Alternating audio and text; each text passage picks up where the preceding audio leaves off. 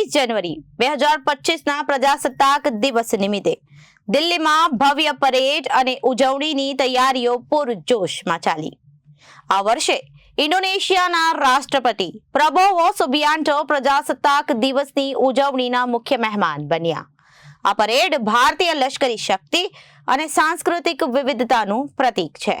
દર વર્ષે 26 જાન્યુઆરીએ દેશભરમાં પ્રજાસત્તાક દિવસ ખૂબ જ ધામધૂમથી ઉજવવામાં આવે છે.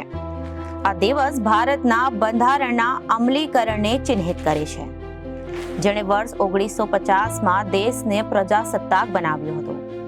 પરંતુ શું તમે જાણો છો કે તમે ક્યારેક વિચાર્યું છે કે આ ઐતિહાસિક પરેડ ફક્ત દિલ્હીમાં જ કેમ થાય છે અને આ પરેડ ક્યાંથી ઉદ્ભવી?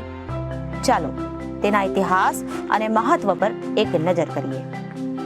ભારતમાં પ્રથમ પ્રજાસત્તાક દિવસની પરેડ 26 જાન્યુઆરી 1950ના રોજ યોજાઈ હતી. આ પરેડ ઇરવિન સ્ટેડિયમમાં થઈ હતી, જે મેજર ધ્યાનચંદ નેશનલ સ્ટેડિયમ છે. તે સમયે ભારતીય સેના, વાયુસેના અને નૌકાદળના સૈનિકોએ તેમની શક્તિ અને પ્રદર્શનનું ઉત્તમ ઉદાહરણ રજૂ કર્યું હતું. પછી 1955ની વાત કરીએ તો 1955માં પ્રજાસત્તાક દિવસની પરેડ રાજપથ પર ખસેડવામાં આવી, જે હવે કર્તવ્ય પથ છે.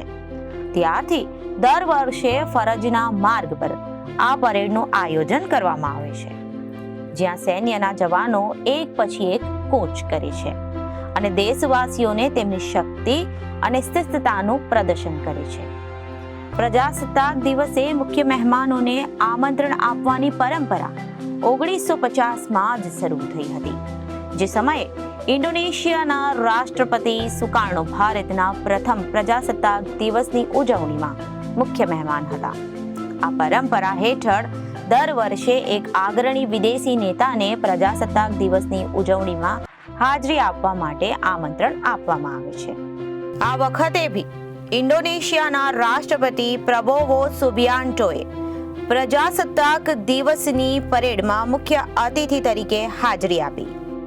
પ્રજાસત્તાક દિવસની પરેડનો મુખ્ય ઉદ્દેશ્ય દેશવાસીઓને ભારતીય લશ્કરી દળોની શક્તિ, સંરક્ષણની તૈયારીઓ અને ભારતીય સંસ્કૃતિની વિવિધતાથી પરિચિત કરાવવાનો છે.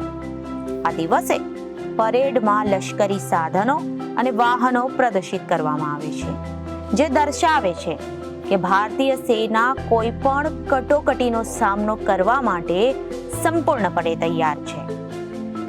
આ ઉપરાંત પ્રજાસત્તાક દિવસની પરેડમાં વિવિધ રાજ્યોના ટેબલો પણ કાઢવામાં આવે છે, જે દેશની સાંસ્કૃતિક વિવિધતા અને વિશિષ્ટતાને પ્રતિબિંબિત કરે છે.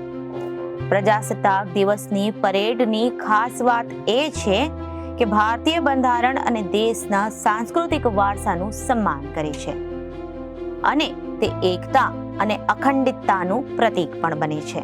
Bureau report, Janadesh news.